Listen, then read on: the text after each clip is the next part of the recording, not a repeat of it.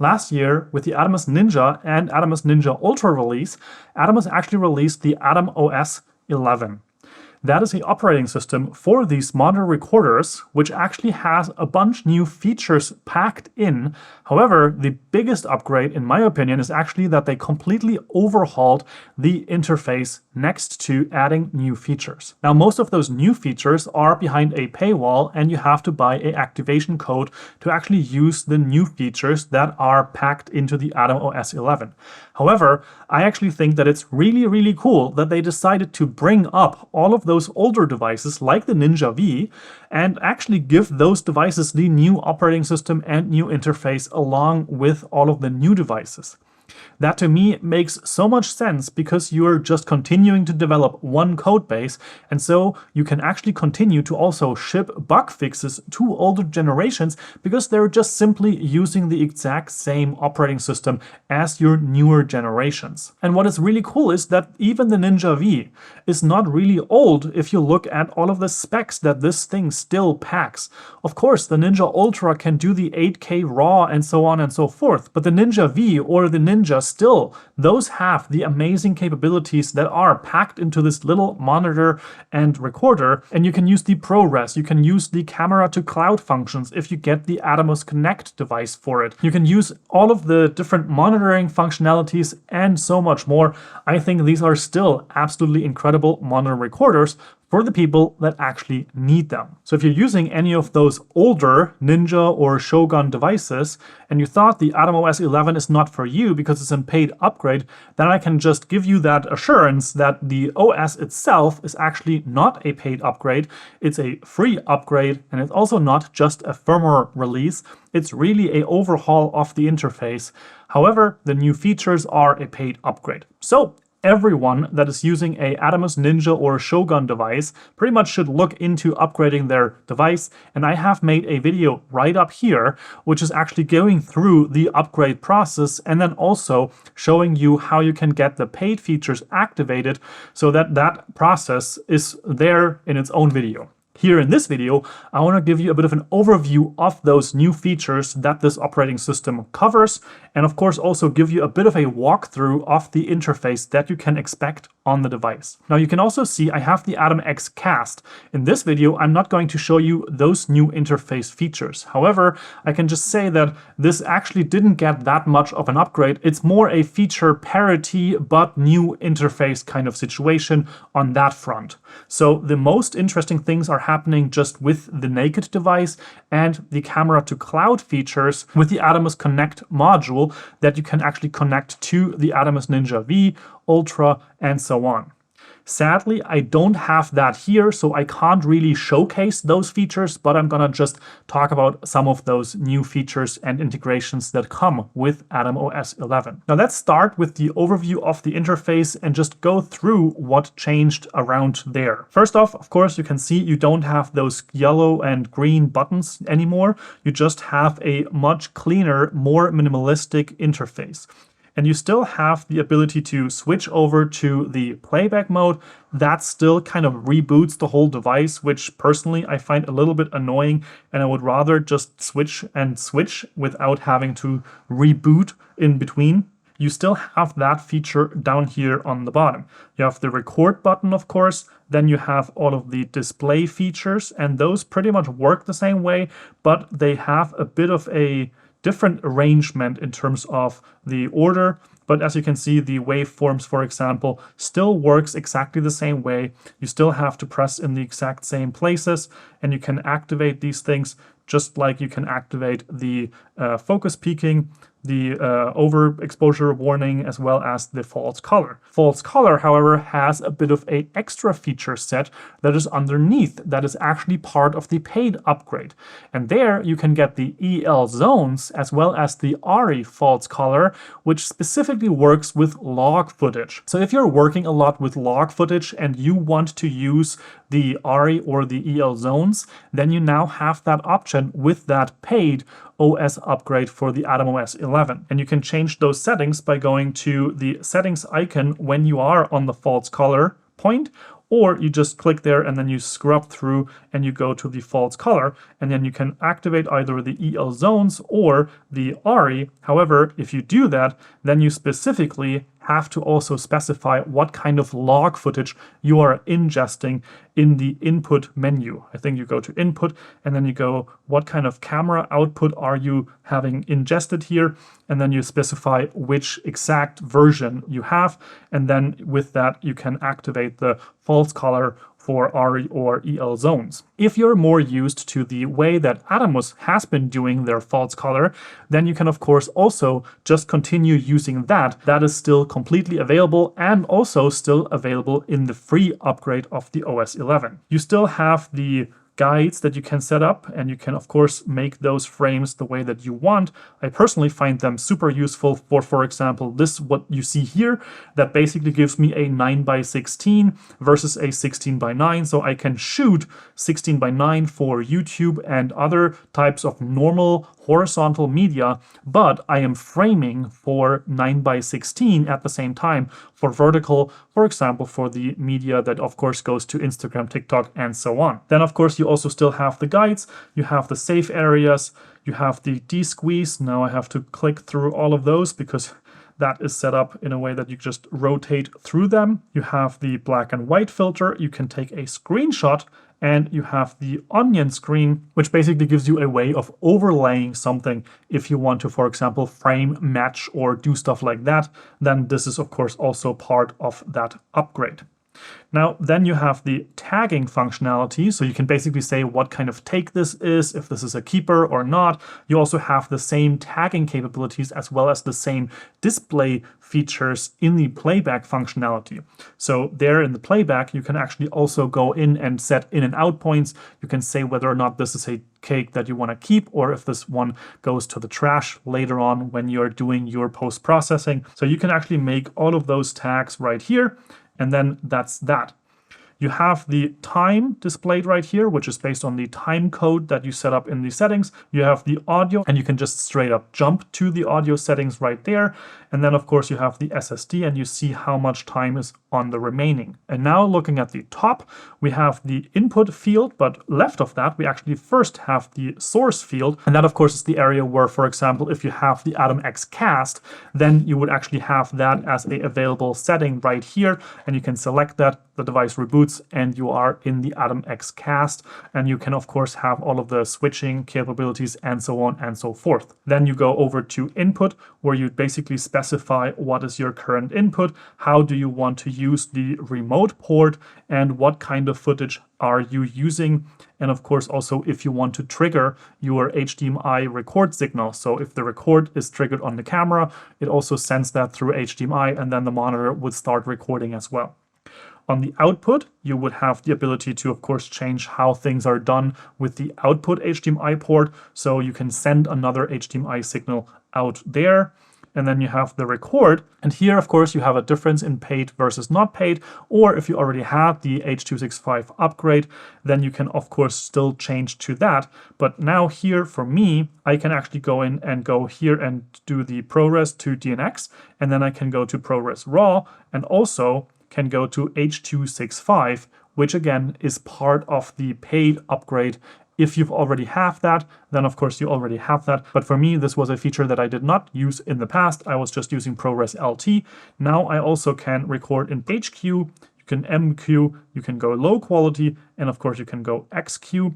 And back to HQ, 10-bit 422, you have 8-bit 422 and 420, you have 10-bit 422, and then that goes 8-bit 422 and 420. So those are the three different modes that you can actually choose for H.265 recording. Over to the time-lapse feature. I've covered that in my last video about the AtomOS Ninja. And of course, you can still set up all of the settings here and basically make your adjustments, enable and disable this. That is, I think, a quite nice feature. But again, I also don't really know who's filming a time-lapse with their AtomOS recorder unless you want to use an ARRI that doesn't have a time-lapse feature built in. Then we have the segmentation, and I'm not quite sure if this is one of those paid features or not, but basically what you can do is you can actually have the files be split into certain sizes or after certain durations. So you can say I want to have a split of files every 30 minutes, or I want to have a split of files every 10 gigabytes, for example. And this way you can basically make additionally sure that if the media runs full, for example, you're not losing the whole recording, or if you want to just work with split files and much more easily scrub through things, for example, if you want to search for a specific file, then that might be something that is helpful for you. And then we have the scheduling, which is a paid feature, and that actually makes it possible that you can schedule when the recording of your video or time lapse should start, and of course also how long it should be running for. This is, for example, very interesting if you have a specific event and you have a camera that is dedicated to a certain spot and it should just start recording at a certain specific time. Then you can set this up. This might be also interesting if you, for example, want to film the sunrise, and then you can set this up so that you don't have to actually get up to actually click the record button on your camera. This can basically do it for you and start the recording. However, you have to keep in mind that the device has to be turned on the whole duration of that time. It's not going to turn off and then magically turn itself on and do the recording. You will have to provide enough power for the whole waiting time until the time of the scheduled recording, and as well for the whole time of the recording itself happening. This is also a feature that is available in the Playback side, and there you can actually schedule when a playlist or a video should be played back and how often and for how much duration and so on and so forth, basically giving you the option that this could be a playback device for a live stream or a media wall or some type of conference monitor or something like that. And you can just basically have a HDMI signal coming out and be that you have on that media drive. Then we can go over to the timecode feature. And here you can see we have the settings of where to take this timecode from. So we have the time of day, we have the rec run, we have the auto restart, and we have the signal that is coming from the HDMI port. Personally, I still would love them to integrate a audio timecode feature with the mic port or the mic line port to actually have the timecode be able to jam into the AtomOS recorder. But from what I understand at this point, this is not a feature that is selectable here on this device. What is kind of cool though is that you can do it run via the HDMI, that if you have a camera that has proper timecode, like for example the Canon EOS R5C, then you can run a timecode signal into the camera, and the camera then will timecode sync with the HDMI that is going into this recorder. So that is already somewhat helpful that it's actually synchronized, and the same thing also goes if you're recording internally in the camera and you're recording in the AtomOS Ninja, then you also can sync those files much more easily if you have it set to the HDMI for the timecode source. Then we go over to File. There you can choose how the files should be named, and specific cameras actually now also support that you can send the file name either through the SDI or the HDMI for, I think, the Nikon Z9, which has the feature that you can actually send the file code that the camera is using internally and send that via HDMI to the recorder, and then the files on the recorder have the exact same name as the files that are on your camera, which makes it again much more easy to synchronize those files in post so that you can use one for proxies and the other for originals or do stuff like that. Then of course we have the audio, and there you can choose which one you monitor, as well as on the below you can choose which one you want to record, which sources, and then you also have the option to embed the audio or not, or choose which one to embed. And then you have the horizontal and vertical switch here, which basically makes it so that either you see one signal or you see the multiple signals down here so that you can monitor all of those at the same time. Then we have the mic line input and the settings for that, whether you want to have it as a line level or a mic level signal. You can calibrate the frame delay. Of course, that is a whole process with cables to connect it all together and stuff. And then we have the media, where you can format your drive so that you can make sure that you have enough storage space for the project that you're actually filming. You can change the date that the device is running with. Of course, you can also change the hours if you want to have 24 hours or not. We have the power menu where you can choose all of those things. Then you have the activation screen, which basically gives you the information what kind of features you have activated, as well as all of the necessary info that you need to actually do the activation with the AID, then you have the AtomX, whichever modules you currently have connected to your AtomOS device, and then we have the info screen, which you can use to either look at all kinds of things, or you can also factory reset the whole device to make sure that, for example, if you have any issues with it, or you want to just reset for having everything be the same as it is always when you have a new AtomOS device. Now that was an overview of the record capabilities of this. If you want to switch over to the playback capabilities, as I've mentioned, one of the features that is now available here for playback is the playlist mode, where you can actually create a playlist and then have that be played back and basically make it so that it runs as a scheduled playback, and you can actually also loop the playback, as I've mentioned before, and this is a feature of the paid OS 11 upgrade. You can choose what kind of format you're working with, the same way that you would on the input side on the record. Then you have the output, where you can basically make sure that, for example, you are scaling your input files for 4K to 2K for whatever monitor you're using. You can schedule the playback, and you can loop the playback so that you have a playlist, for example, for a video wall, as I've mentioned. Audio, you can at least look at the different audios that are currently happening when you're playing back. You have the date setting, and you have the power, AtomX, and the info.